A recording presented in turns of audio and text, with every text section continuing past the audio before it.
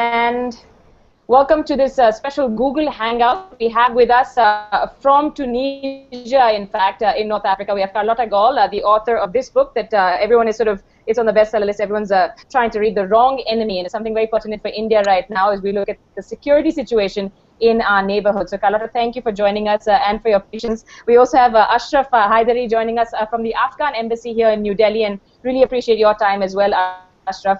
I'm just going to start by asking you, we've been talking a lot about perhaps the renewed thaw when it comes to India and Pakistan, but if you would just tell us a little bit and set this up for us, because you spent so much time in Afghanistan and in Pakistan, when it comes to the security situation, you've made some very strong points on what went wrong for the US and what some of the dangers are. Well, and I think the dangers continue, which is that the Taliban is funded and trained and supported from a sanctuary in Pakistan, and they haven't given up the fight. They're still very determined to regain power, if not in all the country, certainly a significant part of the country. And so I came to the conclusion after living there for nearly 12 years that even though the American forces and NATO forces are leaving, the Taliban is still set on continuing the fight and using all means to regain power, and that the Pakistani military is covertly supporting that plan. And Ashraf, that's a huge concern when it comes to India, when it comes to Afghanistan, of course, as well. Recently, when we had India, he indicated that intelligence showed, for example, that it was the Lashkar-e-Toiba that was behind the attack on the Indian consulate. I know there are things that you can comment on and you can't, but just take us through how you see this, because for the whole neighborhood, there are huge implications and repercussions. Exactly. I think what Carlotta just said is something that we have always been saying. We've always been saying that the war on terrorism is not in the Afghan villages, something that President Karzai has repeatedly tried to articulate and communicate to our allies, including the United States. The fact is that the Taliban, when they were overthrown in Afghanistan, most of them fled into Pakistan, and that's where over time they were reconstituted, and they started to infiltrate into Afghanistan and began or resumed targeting Afghan civilians, and as well as our forces and forces of NATO countries. Of course, this happened as the United States shifted its focus from Afghanistan on in Iraq and allowed this to happen in the region. And I think right now that's a macro picture that maybe in India we're not focusing on so much, Carlotta, because it's something that needs to be pointed out. When it comes to the troop drawdown, there are huge concerns now going forward. But from your experience, and when you talk of the wrong enemy, you're talking for the US, do you feel that there have been many missed chances for people to tackle the situation? Has it now gone completely out of hand? From the beginning, there were missed chances. You know, I was there right at the beginning when they overthrew the Taliban, which was welcomed by the Afghans. They didn't want the Taliban. They were tired of that oppressive regime.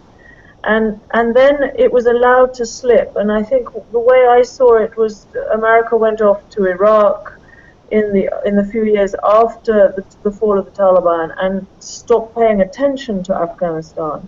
And that's what I fear will happen again. And in those years, the Taliban regrouped, built up. And then the disappointment of the people played into it. You know, there were terrible things that happened. They killed civilians, sometimes mistakenly, sometimes through bad information. But it built up this a feeling that the people were being attacked by what they thought was their ally, America, and then the foreign troops. So the people turned against them. The Taliban used that to manipulate the people, and so many chances like that were lost through just bad management, ignorance. There were a lot of people who were taken off and imprisoned in Bagram Air Base, Guantanamo. That all fed into a disappointment and disillusion that life wasn't getting better. And so now the same thing I think will happen. The foreign troops leave, and there's a feeling, well, that was a failure.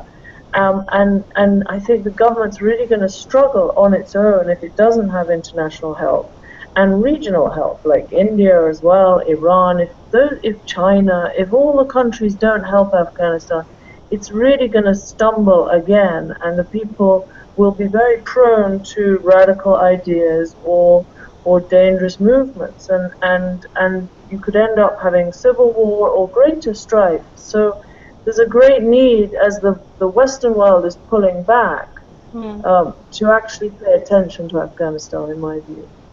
And Ashraf, is that something that your government also sees as a concern? Because I know we've heard from President Karzai, who's demitting office soon, but he has said in the past that he would appreciate even from India if it were to come to arms and ammunition. We know, of course, India has pumped in a lot of money in terms of reconstruction and aid, but perhaps Afghanistan also looking for a larger role. We know that makes Pakistan very jittery, though, and the huge concern is going to be again Pakistani elements.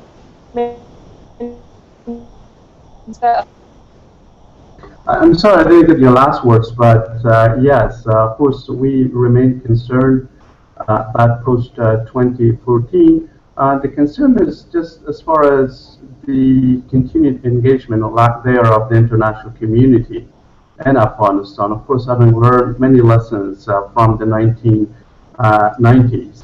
So it's clear that if our partners withdraw their forces, which we have welcomed, and at the same time, if they continue their engagement with the Afghan people and government and continue to support the process of state building in Afghanistan, meaning the process of building the security or military and civilian institutions on the one hand, and help us grow our economy through exploitation of our natural resources, or through helping us build infrastructure that helps Afghanistan play our rightful and natural role in the region to connect, South Asia with Central Asia, something that India is interested.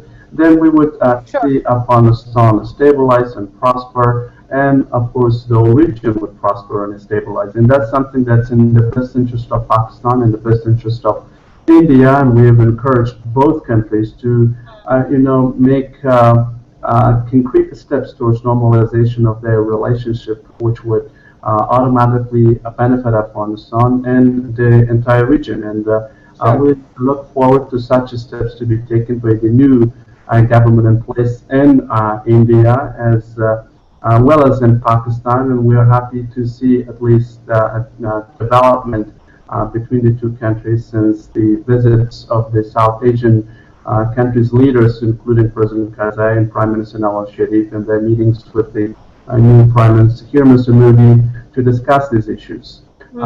So that's where our concern is, on the one hand, for the United States to remain engaged on the threats that are still there, and they're aware of those threats. On the other hand, we have encouraged key regional stakeholders to cooperate and to ensure regional leadership and ownership of the problems that are very much the creation of this region. We strongly believe that the solutions are also in this region, and I think the book by Carla Tegal makes that quite clear, that if our neighbor Pakistan decides to cooperate, they are in a position to do so, and that's in their best long-term interest and as well as this of the region. Sure, that's in their best long-term interest. That's a very interesting point you're saying, and the solutions are in this region. Carlotta, that does come back to what you're saying. As the US and the West look to draw back, it's going to be for players perhaps here to pitch in more. But on that note, I want to ask you, it's something that you touch upon in your book. It's something that Bruce Dreidel, I believe, calls the deep state in Pakistan, and it's something that's going to remain a destabilizing force in the neighborhood, whether there's official sanction for it or not. Definitely, and it's the great question of what happens in the region, because the military, as you know, in Pakistan runs foreign policy and security policy, and until they change, I think you will still have this continuing problem. They believe in using proxy forces and militant groups. They've sponsored some, they've lost control of others, but they continue to use this policy as a way to maintain a stance in the region. And I think until that changes, you're not going to have peace and stability in the entire region. And I'm confident Pakistan will get there, but it might still be some time. The people are becoming more and more educated and more determined to have a democracy. We've seen that. And when you cover it as a journalist, you know, I've seen the press grow more independent. I've seen the people stand up. You know, they had this terrific popular movement to protest the suspension of the Chief Justice in 2008. So there are signs of people power and them waking up. And there's definitely a desire at the elections to vote for democratic governments rather than military. But they haven't got there yet. And we see Nawaz Sharif is in power by popular vote, but he still can't control his own military and specifically his own ISI, the intelligence arm. So still, and until that changes, you won't see, I think, a change in policy. And I do want to ask you what that means in terms of right now when we're looking at the presidential runoff. So what it means for security concerns, of course, a broad sort of rubric that we're talking about. You have the Taliban there in Afghanistan vowing to disrupt the elections. People, of course, have gone out and voted nevertheless. We've had seen, and I know you've also been in the region when this has happened. Of course, we're focusing a little bit on the Indian consulate and the Indian embassies earlier. We've heard of the Haqqani network being blamed, the Lashkar-e-Toiba, and it is believed, of course, that is with sanction from elements, if not the ISI entirely. Undoubtedly, I mean, those attacks just show what's possible and what can more. Can you hear me? Yeah. I think those attacks are signs of what more could come. Certainly the attacks on the Indian consulate recently is a reminder of how bad it could get, and I think it can continue. We had a very bad bombing, as you know, of the Indian embassy, which I think was very indicative of what can happen and what Pakistan wants, because that attack on the Indian embassy in 2008 was directly linked back to the Pakistani intelligence service, and the Americans knew about it and warned them about it. You know, tried to warn Pakistan off. So we know they did that for a reason, for a geopolitical message. And I think the consulate is probably similar. We don't know yet, but you know, it's a very similar act. So we're going to see more of those. I mean, I was there just before the elections, and I lost a good friend. Anya Niederinghaus was killed in a very nasty attack, and her colleague from the Associated Press, Kathy Gannon, was very badly wounded. And those sort of things, I think we're going to see more kidnappings, as we've just seen this week. So those are going to be very tough things for the Afghan government to handle, and I think that's where they need continued Western help and funding so they can build up their security services to fight that. You have to fight that. That's criminal, you know. It's not diplomatic pressure. That's criminal pressure that's coming, and you have to fight that. At the same time, of course, you've got to do diplomatic relations and try and get an understanding with Pakistan. Ashraf, in fact, and I know you can't comment on everything again, but we are tracking that the very sad kidnapping of an Indian citizen there in Herat. Apparently, there was a travel advisory that seems to have been ignored. There seems to have been one arrest already. But I'm going to ask you the broader question then, because, you know, for example, when the attack on the Indian consulate in Herat was repulsed, there were immediate messages going out thanking, really, in gratitude to the Afghan and National Guard and troops that helped along with the Indian security to repel that attack. You see so many challenges there in Afghanistan itself. Again, it's not just Indian missions. The Taliban, a very direct and real threat to your people. Exactly, but the Taliban have been attacking year after year, and their attacks have only increased. There was a recent report by, I think it was the crisis group, showing that violence has increased in Afghanistan as NATO forces have withdrawn, and as the Taliban have increased their attacks on the Afghan people and government. The Taliban just recently announced their annual spring and summer offensive, since when they have been attacking or launching attacks across Afghanistan, including launching some rockets on the campaigns of the two leading candidates, especially Dr. Abdullah, I think, was recently speaking and there's need. As he was speaking, started speaking, I think some rockets were shelled. So their aim being to disrupt this runoff between the two candidates, and of course intimidating. If you could just get a little closer to your camera, just a little bit closer. I think we're having a little trouble with the image again. And then go ahead. Do you want me to repeat what I said? No, the audio is fine. If you sit a little bit closer to your camera and go on, you were saying that there have been attacks when it comes to the presidential contenders as well. Exactly. I mean, their overall aim is to disrupt any process that would help stabilize Afghanistan, would help, continue the state building process in partnership with the international community and regional cooperation. Also aimed at India and Afghanistan relationship, which has been very constructive in ways that help address Afghanistan's security and development needs.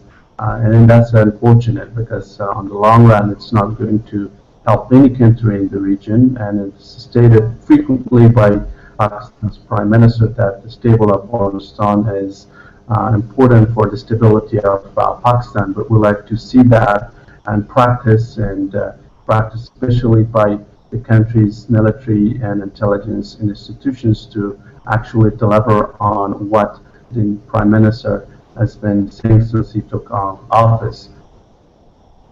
Yeah, so again, to deliver, you need the military and the intelligence on board, Carlotta. That's, as you're saying, not likely to happen anytime soon. In your book, you start with it's a very tragic depiction of all the people you've seen in your career as well, lost along the way. And in a way, you said you've written this book when it comes to a journalist. In fact, I'm sorry we're not being joined by a Pakistani colleague. We were hoping to get a Pakistani journalist as well for this. But you said essentially you wanted to nail the lie and so that their lives were not lost in vain. Because again, you hear the political speak at one level, the diplomatic speak, and then what actually happens on the ground. Yeah, yeah.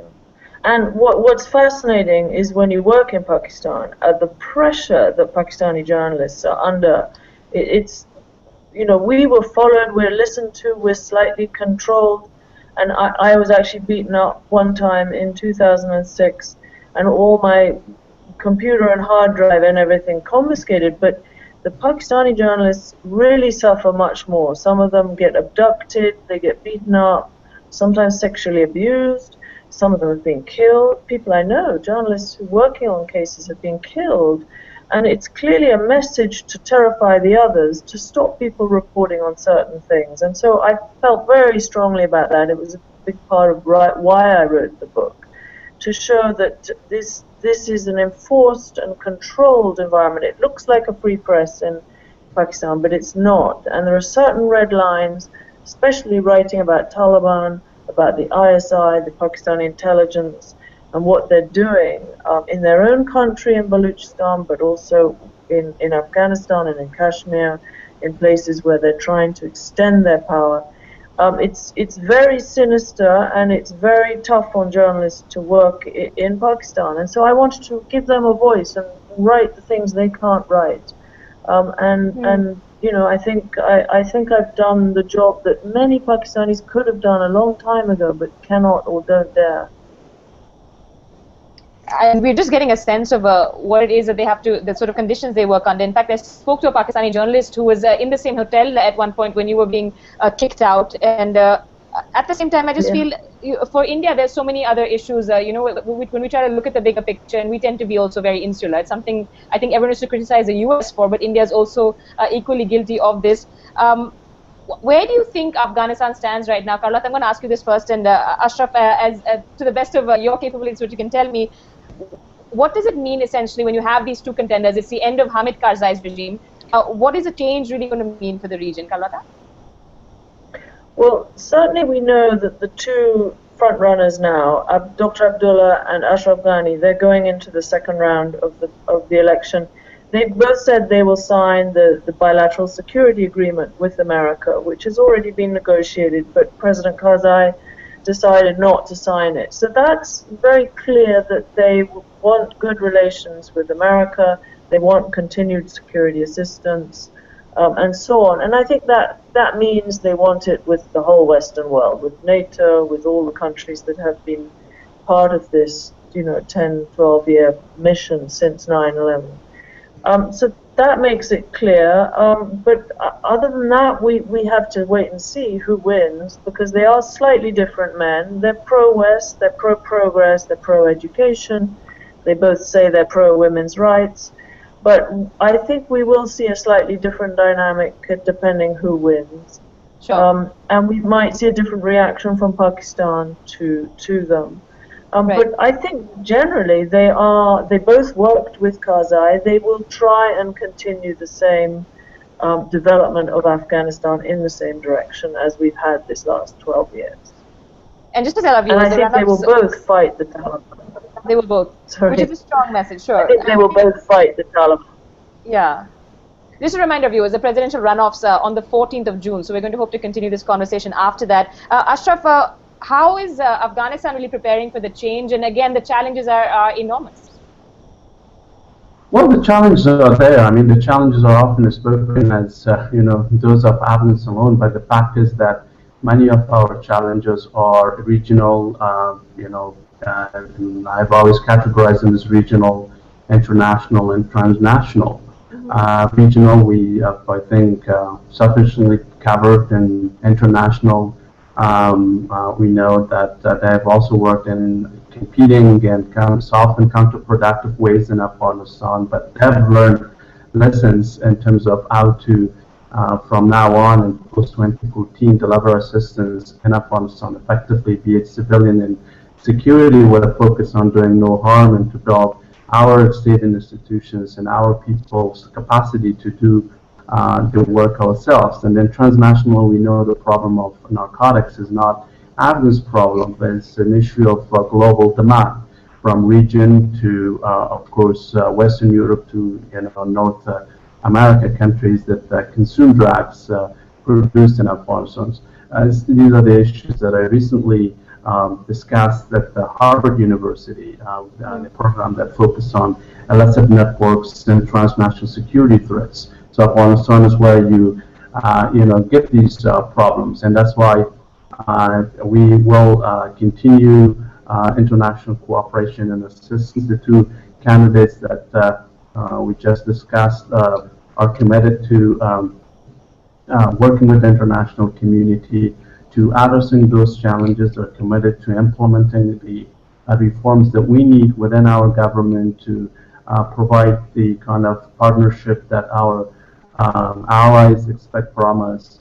But at the end of the day, it depends on them to work with us to provide us with continued capacity that we need, and as well as assistance that would help us over time to achieve self-reliance and both civilian and security. That at the end of the day, a stable, secure, prosperous Afghanistan is in the best interest of everyone, especially in the region, because there will not be economic integration in our region, or the visions of so many regional groupings, from Shanghai Organization Cooperation to SARC and others that exist, would not be operationalized, would not materialize unless Afghanistan is stable. And we are happy, of course, with some of the proposals and dialogues of countries like India and China and Russian Federation, and their meetings and dialogues on their shared concerns about insecurity in Afghanistan, as well as shared interest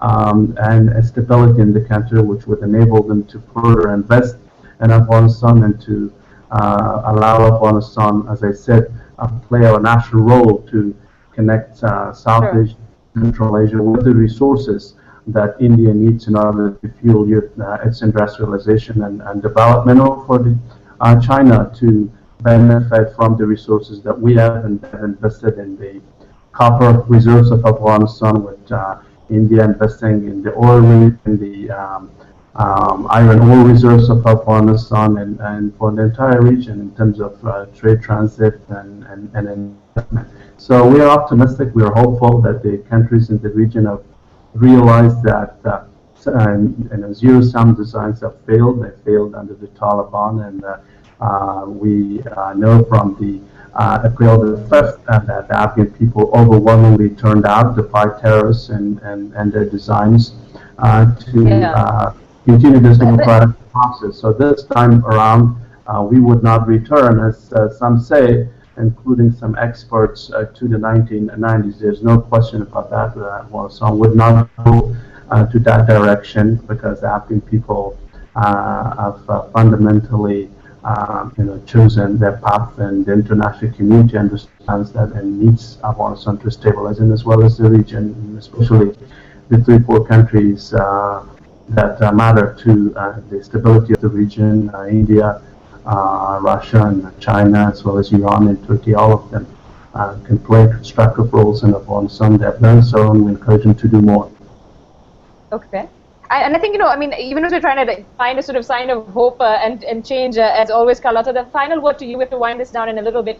But when you look at this region and you see all the challenges that it faces, Afghanistan, Pakistan, and even in terms of India, what is it that you would be hoping to see? I mean, as we know, I mean, it's not going to change overnight, but what would you be hoping to see that would be significant indicators, say, in the next year or so going forward?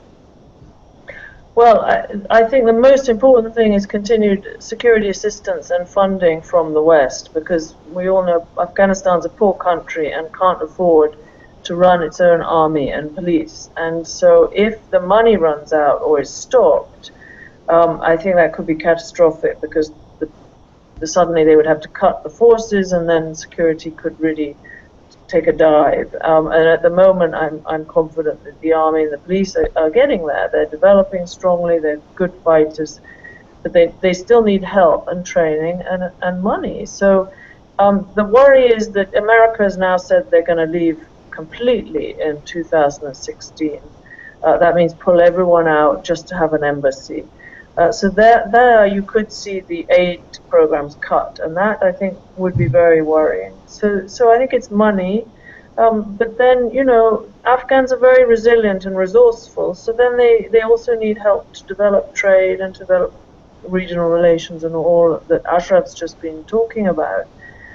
So those are the things. And then I think, I go back to they've been fighting the wrong enemy, the West, and the real enemy is still at large in Pakistan, and it's a combination of these militant groups, and Al-Qaeda is still there in the mountains, and the Pakistani intelligence that is unreconstructed, and until that changes, Afghanistan is going to have a very, very tough time.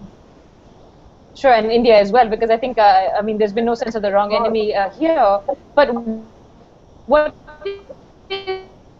is just a final that dismantled, or is there a need to sort of look at other options? I think it has to come from within. You can't invade Pakistan. It's a nuclear country. It's 160 million or more. There's no question. The drones have also, I think, had limited efficiency. They have definitely killed some of the Arabs who have been a real problem, but the problem persists. So it has to be an internal thing. And from what I've seen of these Islamist extremist insurgencies, it's a very long fight. You have to fight it, but you fight it in a criminal way. So you have to get the entire country against them with your security forces and turn away from the extremism. And then you have to catch the criminals, and you have to wind up their financial affairs and so on. So that's a very long, hard fight. Sure. And everyone in the region is going to do it. And where I'm now in North Africa, they're all having to learn how to do it. So I'm afraid it's not an easy one. But I think, and of course, regional cooperation would really help if people work together. Well, we appreciate your joining us and taking the time, telling the tough truths and writing, again, the wrong enemy. We're going to tell our viewers, of course, to give us your feedback. You can always tweet our team at IBN Live. And Ashraf as well, thank you so much for taking the time today. I hope we can continue this conversation in the next few weeks as we're all watching this entire region. Thanks so much. Thank you. Thank you.